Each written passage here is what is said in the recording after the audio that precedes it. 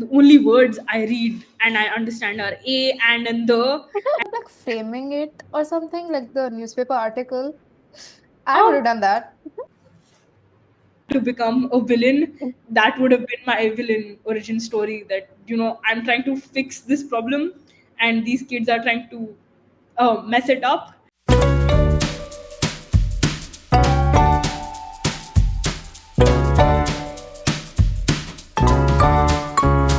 Hello there. Welcome to the second episode of the Lore Talks podcast. So, Woo! today on the show, we have our guest star, Miss Amairah Anand. So, she's Woo! incredible. Woo! She's a 12th grade student and an environmental activist. She's also a youth ambassador and she's also a world science scholar. She's a dog lover, she's an avid runner, and the most interesting thing, she was actually the founder of a project called SAFI, which stands for Sustainable Aquatic Floating Islands. So it's a project where she tried to purify and clean her neighborhood lakes. And she was also featured in the Hindustan Times for that. And she also received a 20,000 rupees grant as well. And for that, she had placed in the Ideathon 2025. And overall, that's pretty impressive. She's really cool. And we have her today. So, welcome. I'm your host, Tanvi, and I'm joined by. Samriddhi! This is episode 2 of the Law Talks. Yay! Woo! We have Amairah here with us. Amairah, how are you feeling tonight? Today evening. Exhausted, but I have that burst to support. How would you introduce yourself if you were like your closest friend or if you were like the closest family member of yours? I would say I'm talkative, extroverted, and addicted to caffeine. Ooh. I see you've got a wide range of interests. So I see you're into astrophysics, pottery, everything else. So how did that all begin? What's your inspiration that sparked all your passion? Okay, so I think I'll answer this question in two parts. What my inspiration was and how sort of I've developed it over the years. So I think both my parents, are one of my biggest sources of inspiration ever. My mom is a chemistry teacher, so I like to think that my love for chemistry is inherited, definitely. And my father is a software engineer, so I'd like to think that my love for computers and computational sciences is also inherited. And ever since I was a child, my parents have always pushed me to go outside of what the books had. So I have an older brother, and I would definitely say he is much more of a bookworm compared to me. And he would spend hours studying. And when I was in ninth, he was in 11th, so he had just chosen science. And I would see him with these thick SL Arora and Pradeep, and him just studying for 8-9 hours a day. And I was like, is that what science is supposed to be? And I went to my mom and I'm like, Mom, I don't want to do science if that's what science is. She's like, no. And she took me to National Science Center in New Delhi. And there was this one program that was meant for 11th and 12th graders. It was building with robotics. It was something related to that. And they didn't accept me at first because I was not at the correct age. And we went to the director and we're like, she can do it, she can do it, she can do it. And we persuaded him. And I think at one point he was just so sick and tired of us hounding him. He just let me into the program. So I did that. And I think that was one of my first experiences that I remember with hands-on scientific learning. And I think after that, it was some sort of a domino effect. That was ninth beginning right after COVID had ended, the lockdown had opened up. So I was already, so tired, sick and tired of being cooped up. And after that, I would just spend so much money on Legos and robotics kits and just doing anything and everything that I could. And that led me to learning C++, learning Python, and many other computer languages. And yeah, I think that has been my journey. Again, a lot of people just say the most fascinating thing about science is the curiosity aspect of it. Again, not everything has to be read from a book. You don't have to take things as it is. You get to make your own conclusions. So, what else did you do at the institute over there?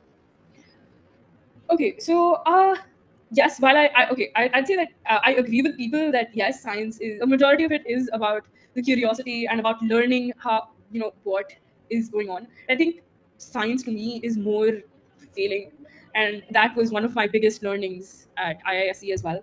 So over there, I was, like I said, I was doing computational biochemistry, and first day I walk into the lab, and my PhD mentor, he looks at me and he says, okay, do you have chemistry? I said, yeah, I have chemistry. He's like, do you have biology? I said, oh no, I don't have biology, I dropped it in 10th grade.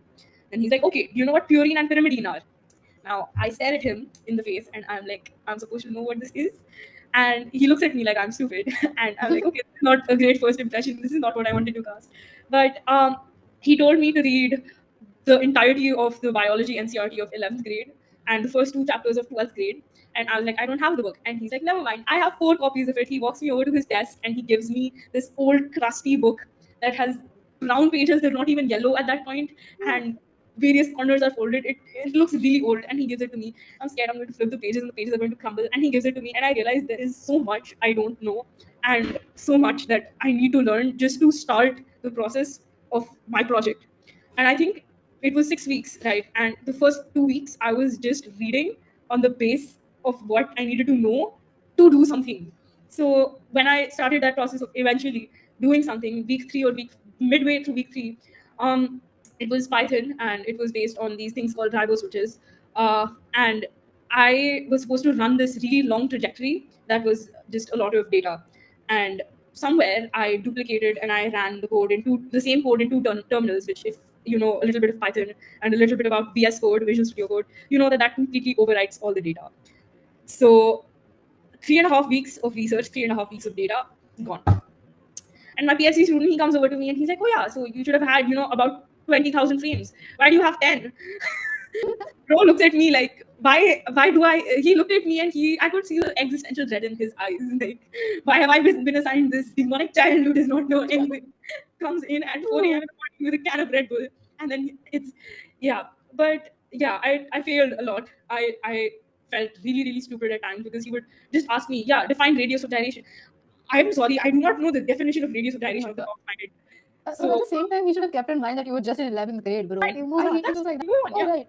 You're also really into youth advocacy, right? Like you went on the Social Impact impact Summit summit. Yeah, thanks for this year, right? Yes, How was that experience like? Oh, But yeah, no, it was in Mumbai, and I'd say it was a very, very good experience. Well, first of all, even being selected for it, I was shocked because I was at my lab, and I think about 2 weeks before the summit was supposed to take place, this person, she called me up and she's like, "Are you Amairah Anand?" And I'm like, "Yes." "Are you a tax officer?" Because my Yeah. and she started laughing, and I'm like, oh, I probably shouldn't have said that. What if it's something serious? And it turned out to be something serious. And yeah, but luckily it was all chill, and she's a very, very nice person, Isha. And yeah, and then I think when I went there, I was about this. That there were a few other children there that were. One person was younger to me, and then it was me, and then everybody else was above 18, but below 21, so around those ages. And there was this one girl there, a 12-year-old, who has planted 10,000 trees, and I was like, why am I here? Do I belong with these people? 12-year-old. Like, Yeah. what age did she start planting trees? Like, even like 12,000 trees. Like, yeah, exactly. Like, 4 years old. you calculated?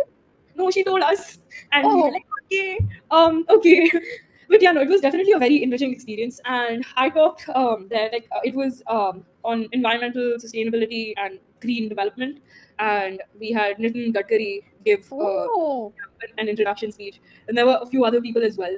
There was the youth minister of India. I'm not sure who that is. But yeah, over there I talked mainly about my project that I've been doing for I think 2 years now. Yeah, it's about to be 2 years in September. Dedication. Yeah, SAFI. So yeah, I mainly talked about that, and it was a very good experience. And yeah, I'd love to do something like that again. Yeah. How long That's is this cool. project going to last, though? Like, you said it's from like 2 years and then ongoing, right? Yes, definitely. So, with that, is it alright if I just give you a short introduction to the project itself? Yeah, Right. sure. Small introduction on SAFI. Yes. So, SAFI stands for Sustainable Aquatic Filtering Islands, and SAFI is also a word that means to clean or to purify in Urdu. And I have Urdu roots. I have Arabic roots. Oh. So yes, yeah. um, but yeah, so essentially, the way this project started was that I live really far from school, and every day on the way to school I pass by this place called the Ganda Nala. I don't know if you've heard of it. Oh, wow. Delhi air isn't known for being the cleanest, but when you combine that with the smell of rotting waste and food and God knows what's in there, it's actually unbearable and it's not the best. And Oh, you can't that's roll not the windows messy. down. And the stench, it stays in the car for a good 10 to 15 minutes. Yeah. But what should be more than that smell, that disgusting sulfur smell, was the fact that people actually named it's officially named the Ganda Nala Nagar. And I was like, no way, people actually named this locality, this entire region, on the basis of pollution, and they're doing nothing about it. And I was actually shocked that they just accepted it and just they're apathetic towards their living situation. And now, like I said, I have 2 generations of chemists behind me. My mom and my daddy were both chemistry teachers. And so I just started to question, why does this water smell so bad? Why is it green and grey? And this is technically, it's all organic matter that is in there. And so can nature, because we made it dirty, can nature clean it? So that questioning sort of led me to researching about plants and their ability to clean water, because even though the Ganga Nala is so polluted, there are so many big trees growing right on its riverbank. So I was like, how can the trees survive? So those specific type of trees, they were laburnum, I think is the name. Yeah. Oh, I know laburnum tree. I've seen a lot. Yeah, and they're actually poisonous to humans. But but yeah, they essentially take up all the sulfur from the water, and they convert Yeah. it and use it up for themselves with the sulfur. But they take up the sulfur containing compounds, they simplify it down into usable compounds for themselves, and they use it to grow. So this Mm. idea, essentially, I used this to develop 3 by 3 floating islands that had a layer of mesh, and they had a layer of bamboo. And I researched, and I found that there are these few plant species that are very good at doing the same thing, but with other compounds such as like ammonia, phosphates, nitrates, and nitrites. So that was money plant and syngonium plants. They're very good at doing this. And this entire process of taking up these compounds from water, from dissolved in water, and using it to grow themselves, it's called hydroponic rhizoplantation. It's a really long name, took me a Yeah. while to memorize it. But He sounded really cool saying it. It's okay. good, that was the aim. And yeah, so once I got a prototype or two ready, I went to this lake, Prasad Nagar Lake, which is a man-made lake, and it's quite close to my house. And that's also pretty dirty, and the water there is green as well, but it does not smell half as bad as the Ganga Nala. And we floated these islands out, and I kept on doing water testing and water monitoring. And in the initial 6 months, we saw a 34% reduction in nitrates and a 21% reduction in phosphates, which is a very big thing, because cleaning the lake using chemicals would, one, damage the amount of life that was in the lake. It has a lot of fish, frogs, tadpoles. It has a lot of animals in the lake. And two, it's extremely expensive. It can take anywhere from 20 to 30 lakhs to clean one lake, even if it's really small, because chemicals are just that expensive. Yeah. And this island, Safi, one Safi island, just takes about 250 rupees to build. And we took permission from DDA, and we just floated them out. So right now we have about 52 islands Oh. on the Prasad Nagar Lake, and if you go there any day, you can actually see them, and it Oh. looks very cool. And yeah, this has essentially been my project, and I've been working with it for the past 2 years. Now, hydroponic rhizoplantation, it's not something that's completely new, and it's actually been around for a really long time, and people have used it before. But the way they've used it is on a very large scale. So 3 by 3 islands, they're about this big, not very very big, but they are pretty big. And the scales that this has been done on is, I think, 2.5 by 2.5 acres of, Oh, yeah, so it's damn. actual land and it's an actual mass. Obviously, I don't have the resources to build that. But this is We the just start. expect it from you. It's okay. Yeah. This is I took the inner Indian from in me, and I'm like, this is the next best model. This is the next best makeshift thing that I can make. And luckily it worked. And this is a very slow process, even though it is pretty effective. Yeah. It's still slow. And once you see that initial drop, that is just the plants doing the initial work. After the initial drop, which is about 30%, 30 to 35% for all the compounds, it sort of evens out, and the slope becomes more and more gradual. So the decrease becomes slower and slower. So to clean the lake, it'll take about 5 years. But once it's clean, it'll remain clean. And also you're growing plants that are good for the environment, provide oxygen, all that. And it's completely made out of recycled materials. It's completely made out of things that cannot harm the environment. It's bamboo, and it's Yeah. reused mesh. So it's pretty, and it's low maintenance. Like, we go to check it maybe once a month. And yeah, it's pretty low maintenance. And my dream is that one day in the future, hopefully, this is something that everybody will use, because it's very easy to make. And if some, like, I started this when I was 14 years old. If like a 14-year-old can build it, then I'm pretty sure anybody else can. So yeah. I mean, we all see things that go on around us every day, but it takes something special to actually take up the initiative and go and do something about it. So also you had mentioned about the how you were collecting the reports and all. So how did you get in contact with the lab? How were you able to figure out the logistics of it all? All right. So, logistics wise, I think I had a lot of support from my parents, my mother especially, because, once I brought this to her attention, she's also a very hands on person. And like I said, she is very encouraging with me learning and experimenting with hands on science. And yeah, so she really urged me to, first get all the science right. So, the plant selection, the structural design, and then the water testing. So I did not actually go to a lab for this, but we ordered lab water testing kits that can detect the sort of like, have you ever done a pH test? Yeah, yeah, We yeah, Yeah. have, in 10th yeah, so grade. we have kits that do the same, but for the concentration of ammonia, nitrates, nitrites, and phosphates. And for that, I didn't send the samples to a lab. I got the water from the lake. I just collected it in a bottle, and then I went to I let it sediment, so that I had sediment, filtered it, just Yeah. the basic physical filtration processes. And then I went to the chemistry lab at our school, actually, and Oh, Madhav sir there, he helped me.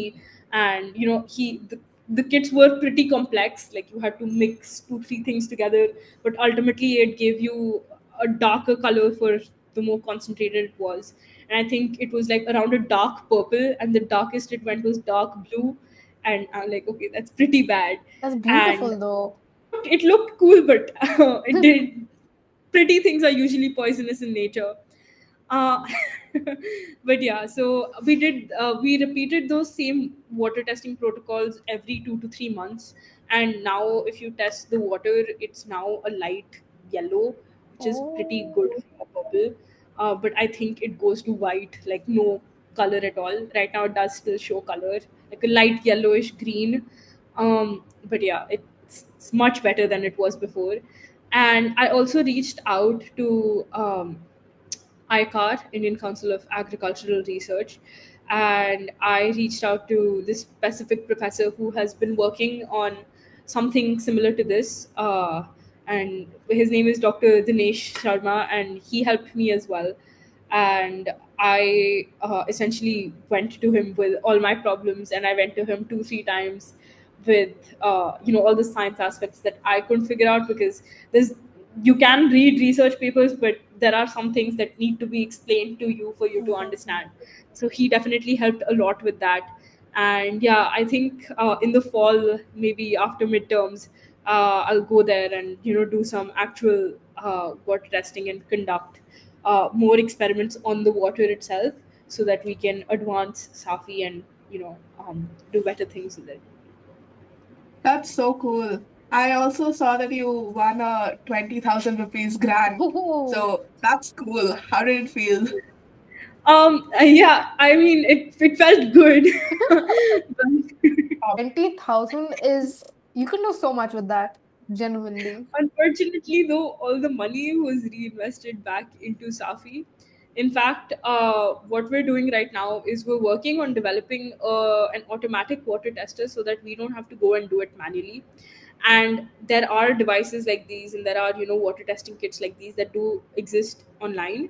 But the cheapest one is 11,000 rupees, and I do not have that kind of money to spend on these projects.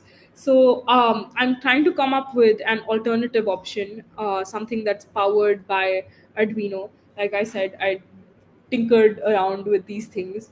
And so what it does is, essentially, it's called gas spectrometry. Again, big words, but essentially it just means that instead of actually going into the water and checking how much percentage or concentration is in the water, you check for the gases emitted by these Hmm. compounds, and that's much cheaper.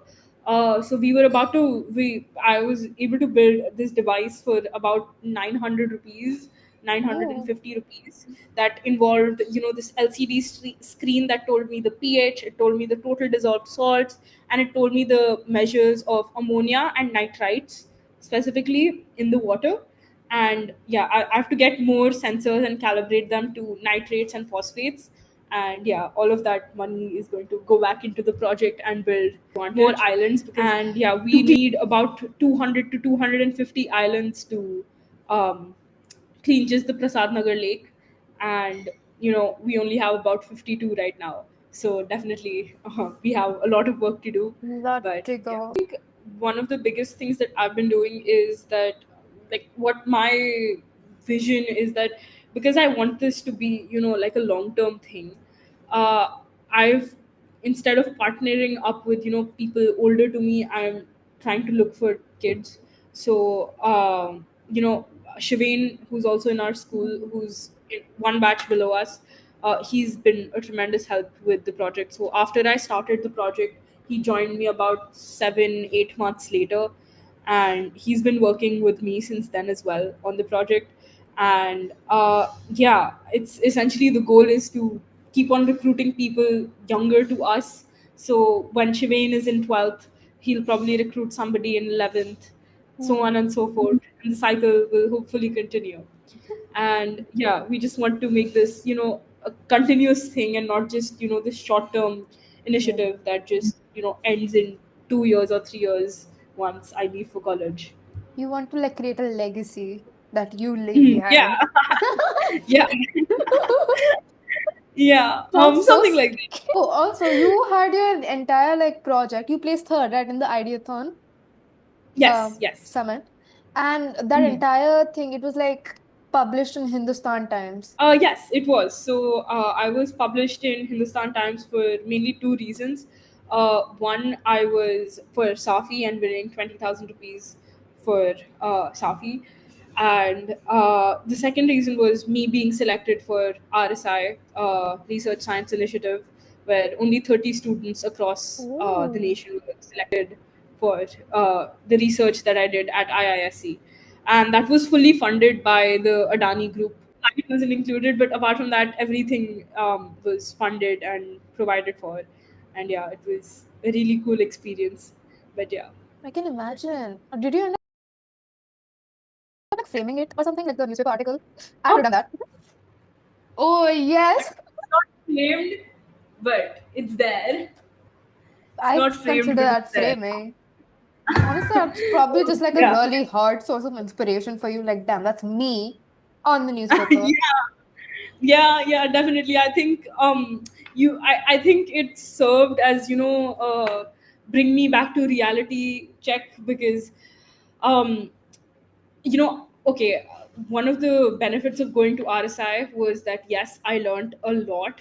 I don't think I could have ever learned any of that if I had not gone Genuinely. to this program. But of con was that I missed a month of school, and with that, School is not it's worth it obviously, anyways. It's okay. unfortunately for me, um, yeah, my attendance slipped real low, and yeah, so to cover a month and a half of backlog in 20 days is, yeah, it sounds doable, but when you factor into account that it's all the subjects, Also, and it's like PCM. PCM economics. Yeah. Yeah, now I kind of regret not choosing PE or computer science, because, like I said, I know Python, but you know what I did? I made my life harder, and I'm like, no, I'll get bored studying in Python classes. I'll like, it's computer science. Like, why would I do that? Who wants to write code on a piece of paper? I would love to write code on Oh a my piece of paper. God. Right? It definitely is a good way to bring me back to reality and out Reality. of, yeah, SL Aurora. How do you manage? How do you end up managing all those aspects, extracurricular, school, all of these projects? Must be difficult. I don't. I think instead of, like, I know when you put it together, it sounds a lot, but I think that's just the power of compounding. It's Mhm. actually one of my favorite, one of my favorite quotes. So I think the way I would think about it is that, if the way I do things, it's that I focus on one thing, and I devote all my time and energy to it, to make it self-sustaining, and then it just sort of moves on its own in the background while I can focus on other things, and I just have to check in on it once every few months or every few weeks. That was one of the biggest, plus points with Safi, and with a lot of my other projects as well. So I think doing that is an advice that I would give to people. And also, sharing your idea and inviting more people to help you out. I think one of the biggest things that I've seen, even, at these summits or at programs that I've been to, is that, why don't people turn this passion into something that's, why don't they share it? Even at Ideathon, where I won third prize, they asked me this question that, why not patent this? Why don't you make this profitable? So I responded to them. I said something like, I want to share this, I don't want to sell it. And there is so much pressure these days, I feel, to turn every solution or every idea you have into a startup or make it into a big thing. But when you look at the bigger picture, it's not about just gatekeeping and locking your idea up in a vault. I think it's about letting it breathe before the idea is completely perfect, before it has before it's perfect, essentially. I could have protected Safi and waited until I had a polished prototype, I had a logo, a paper, a brand, a company. But I think I talked about it, I overshared many times. I had to cold email so many people, and they didn't respond until I finally got a response from the professor at ICAR. I annoyed so many of my friends, so many of my humanities friends, talking about this scientific thing that completely went over their heads. But I still bounced ideas off of them. And I found people that I actually wanted to collaborate with, people that actually cared. And I think, frankly, hoarded ideas, they don't grow as much, shared ones do. And if you're scared that somebody will steal your idea, I would say just let them. If it's a problem that's worth solving, it'll get solved anyways. It deserves one more person working on it. So yeah. Okay, wait. Let's switch it up a bit. Here's a small fun question. If you were ever to become a villain, what would be your villain origin story? What pushed you over the edge? um Probably like witnessing like every single morning. Imagine you're going to school, right? You're already sleepy as hell. You slept for like 6 hours. You get into the car, 15 minutes in, you hear just this pungent smell. You look to your side and you see yeah. a entire mountain of kachra. Exactly. This one point where I wanted to shut down Safi completely. Oh. I'm so glad I didn't, but there was this one point where it was in the early months of me prototyping and me actually making the islands, and they weren't very stable, and they look cool. So Prasad Nagar Lake, it's near Indraprasth College or whatnot. But there are a lot of students, a lot of children that come there in the evenings, especially. And one afternoon I was there and I was checking on the islands, and I saw these group of 5 6 children, and they're taking rocks and they're throwing it at the islands, trying to sink them. And one side I was like, I'm trying to fix the same this dirty water, I'm trying to solve a problem which you are not solving, and there you are trying to sink it for fun, and the same community that I'm trying to help is being such a pain. And it's being destroyed by the very people that it's meant to help. So I was like, I'm done, I'm going to shut this down, I want to shut this down. And I okay, my mom was like, don't do that, you worked so hard on this, why Yeah. don't you go to them and try to understand why are they doing this. So I went to them and I talked to them, and they were like, yeah, it looked something that would float, that would sink very easily, so we're trying to sink it. And I'm like, that's amazing logic, isn't it? So yeah, I think now actually those, I explained it to them, and they ended up actually being nice, and they went away. And they told me the next time I met them that there were other kids trying to sink it as well, their friends, and they told them not to, and they also explained it to them. So these same people who are trying to sink it, they changed, and they sort of became the protectors. But I think one point, if I had to become a villain, that would have been my villain origin story, that I'm trying to fix this problem, and these kids are trying to mess it up. So yeah.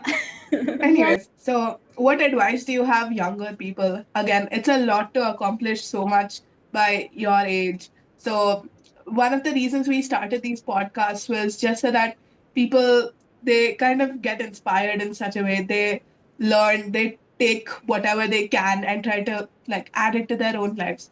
So do you have any advice to the younger people who would also want to take initiative, how to make them take initiative, how to make plans, working towards those plans? So like I said before, my biggest piece of advice ever is share your idea and don't hoard it, don't gatekeep it. And my next biggest thing that I would tell people is that find people who challenge you. And this quote that it's from Young Sheldon, I'm not sure where it's from. I think it's from Young Sheldon, but it's that if you're in a room full of people and you're always the smartest, you're never learning anything. Yeah. So try to be in a room full of people where you're not the smartest. So find people who really challenge you and not just cheer for you, but they also challenge you. And build with people who'll tell you when something's bad, and then they'll help you make it better as well. So they not just criticize you, but they actually help you curate and make something worthwhile. And about the starting part, I think once you get into it, it becomes easy. But starting, even as somebody like struggled a lot with actually starting, I would say something like, one day, set a timer for a random day that's not too far away, maybe a week, maybe 2 weeks. And that's something that I do a lot actually with a lot of my projects, that I call that day the decision day. And what my goal is that by decision day, I should have started and made worthwhile progress in my project. So when you have that sort of deadline, and when like it comes close, like I don't know, I get flustered and I'm like, oh no, it's about to come close and I've not Done it. started working. So creating that sort of pressure, I don't know if it's the best, but it's worked out for me. So yeah, working towards something like that, I think is it helps starting. It makes starting a lot easier than nothing at all. No, I agree Yeah. because like starting is like 50% done. If you're starting, like once you start, you build You up the keep getting momentum motivated. once you get done with like the smaller tasks. Honestly, starting is like the procrastinator's nightmare. What do you have planned for the future? What do you plan on doing later on? Again, you spoke about biochemistry. Anything in particular? So I definitely do want to go into computational biochemistry, but again, I don't know what the future holds for me, because for the longest time, I'm somebody who loves animals, and I thought I was going to be a vet my whole life. Oh. And I really thought I would become an animal doctor, and so did everybody else up until 10th grade, where I've had my dog for about 5 years, but for some reason I never went on a vet visit with him and my dog. We went to the vet for a regular checkup, and I saw all the sick animals, and they were all like, I was that day, years of hoping and dreaming to become a vet. That day I was like, there is no way I can do this. There is no way I can do this, because it just made my Every new heart. client, I'd start crying, bro. If I see a sick dog Yeah, come in, I I'm was like, like, I'm bawling. I cannot see animals sick. Like that just I hurts get. me way too much. Yeah. I don't know what I'll end up doing, but in future, like at least for now, I definitely do want to go into research and continue doing research, because it's actually really fun. After you start to understand the first few things.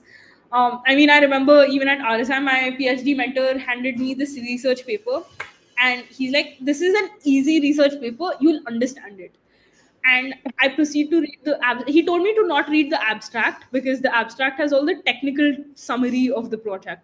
So the summary is supposed to be easy to understand, easy to grasp for readers. And I start reading the summary, which is supposed to be easy, and the only words I read and I understand are a and the and we know. And I was like, what is this? And they're using these big words, essay access analysis, and I only understand analysis. So I Googled the full form, and it's small angle X-ray scattering. And I'm like, Oh, what is so this? now that's What? general info. We're all just supposed to know Yeah, this. we know that through X. And I'm like, Who no, we knows? don't. Who knows? Not me. I am not we. And yeah, it was just really, really yeah, that was a very big challenge that I encountered in the first few weeks, because all the research papers that you look up online, they start and they take these basic assumptions that you would know this and you do not know these, and you yeah, but essentially, I don't know what I'll do in the future, but in the future, at least for college, I want to major in something like computational biochemistry or computational chemistry. So I think that's really interesting. So are you planning Yeah. to give like JEE? You're planning to give JEE, right? Like or CUT? I'm No. not a very IIT or J oriented person. One, because I'd like to think I'm creative, and then I look at my JE friends, and the last thing I see in them is creativity. I see death, depression, no desire to live. Yeah, definitely very JE averse. Maybe I'll give mains for fun, but For fun. for fun, for For, fun. for fun. Oh my Yeah. god. But it was Mm. so great having you on on a podcast, bro. Thank Genuinely. you so much. It was amazing being here too. I think it was very, very cool and very fun. And yeah, definitely call me back for episode 2. I'd love to have more Part two. For watching interesting. our podcast. Thank you for staying with us till the end. We were joined by such an incredible person, such as Amairah Anand. Um, yeah, and as she said, like it's better to just like put your idea out there, especially if it's for like a bigger issue. Always look at the bigger picture, right? And don't be like stingy with your ideas, essentially. And yeah, I hope you guys keep that in mind while going forward. We thank you so much for subscribing to us. We love all 52 of you guys. And if you want to keep seeing us and want to see more and more of us, click the subscribe button, smash that like button, click on the notification bell. And yeah, thank you so much for watching. Check us out on Spotify and Instagram. We post things very regularly and hopefully it's informative. So see you all next time. Woo! Woo! Bye.